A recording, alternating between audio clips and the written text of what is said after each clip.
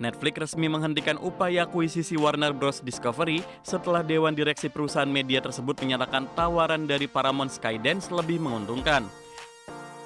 Meski CEO Netflix Ted Sarandos sempat melobi pemerintahan Trump di Washington, perusahaan akhirnya memilih untuk tetap disiplin pada harga awal.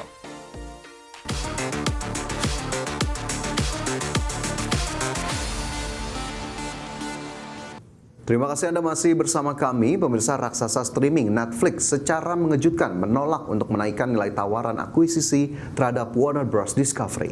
Ya, keputusan ini diambil setelah Dewan Direksi WBD lebih memilih proposal merger dari Paramount Skydance yang bernilai 111 miliar dolar Amerika Serikat. Netflix resmi menghentikan upaya akuisisi Warner Bros. Discovery setelah Dewan Direksi perusahaan media tersebut menyatakan tawaran dari Paramount Skydance lebih menguntungkan. Meski CEO Netflix Ted Sarandos sempat melobi pemerintahan Trump di Washington, perusahaan akhirnya memilih untuk tetap disiplin pada harga awal. Netflix menilai kesepakatan senilai 83 miliar dolar tersebut tidak lagi menarik secara finansial setelah Paramount mengajukan tawaran yang jauh lebih tinggi.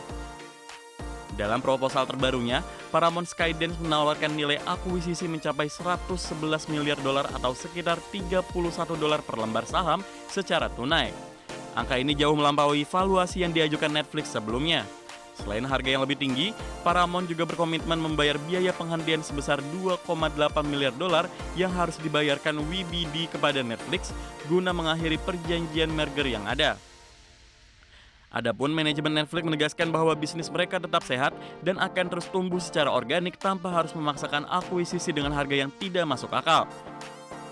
Tahun ini, Netflix berencana menginvestasikan sekitar 20 miliar dolar untuk memproduksi film dan serial berkualitas guna memperluas penawaran hiburan bagi anggotanya. Meski batal mengelola merek ikonik seperti HBO, Netflix berkomitmen untuk terus mendorong nilai pemegang saham jangka panjang melalui program pembelian kembali saham secara berkelanjutan. Berbagai sumber IDX Channel.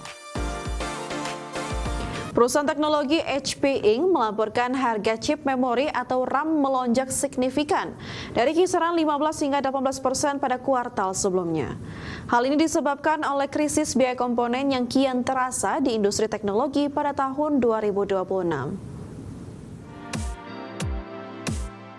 Krisis biaya komponen pada tahun 2026 kian terasa di industri teknologi, di mana HP Inc. melaporkan bahwa harga chip memori atau RAM yang kini menyumbang 35% dari total biaya material untuk merakit PC melonjak signifikan dari kisaran 15 hingga 18% pada kuartal sebelumnya, bahkan tekanannya diprediksi belum akan mereda hingga akhir tahun mendatang.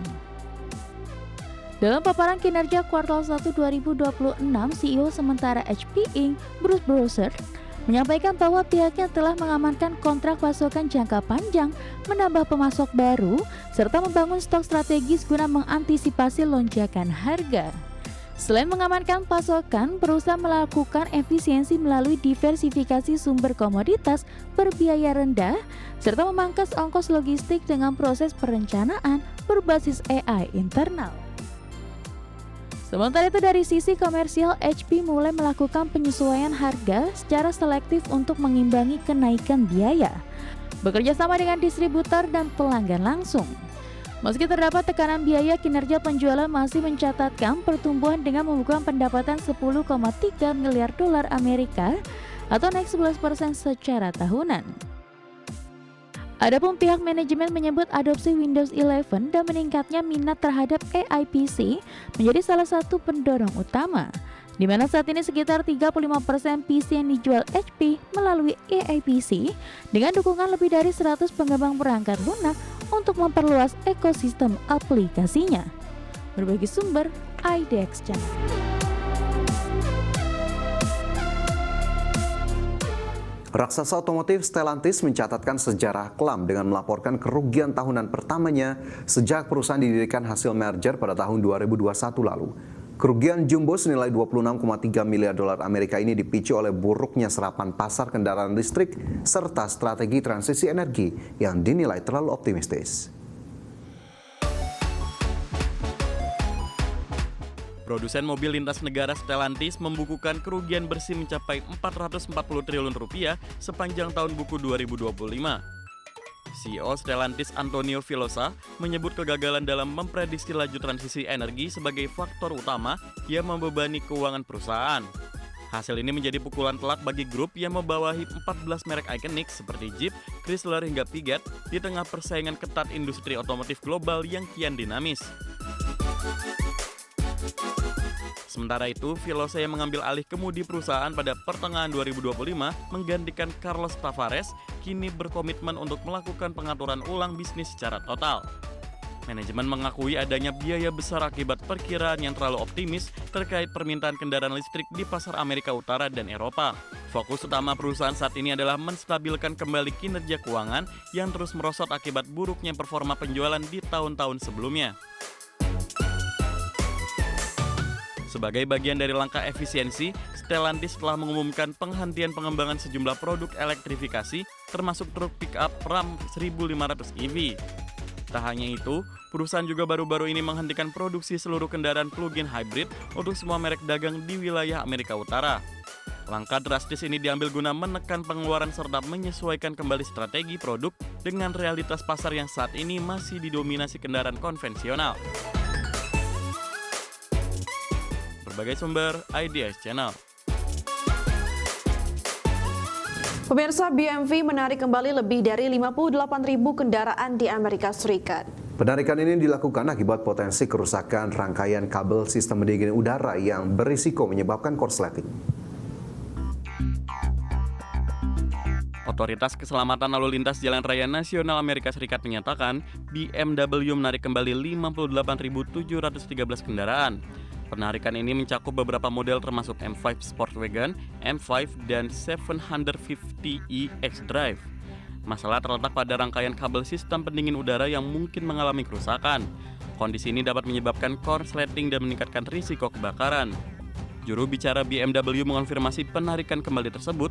Menurutnya, inspeksi kualitas menunjukkan jalur kabel pada kendaraan terdampak perlu diperbaiki. BMW menegaskan hingga saat ini tidak ada kecelakaan yang diketahui terkait masalah tersebut. Penarikan kembali ini menjadi bagian dari langkah pencegahan untuk menjaga keselamatan pengguna dan memastikan standar kualitas tetap terpenuhi. Berbagai sumber, IDX Channel.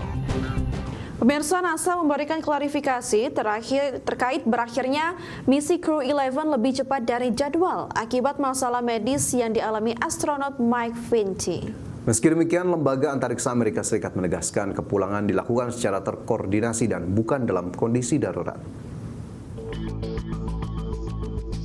NASA memberikan klarifikasi terkait berakhirnya misi Crew 11 lebih cepat dari jadwal. Dalam laporan resmi, NASA menyebut astronot Mike Fincke mengalami insiden medis pada 7 Januari saat bertugas di Stasiun Luar Angkasa Internasional.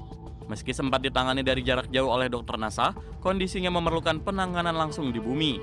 Akibat insiden tersebut, misi Crew 11 hanya berlangsung 167 hari di ISS.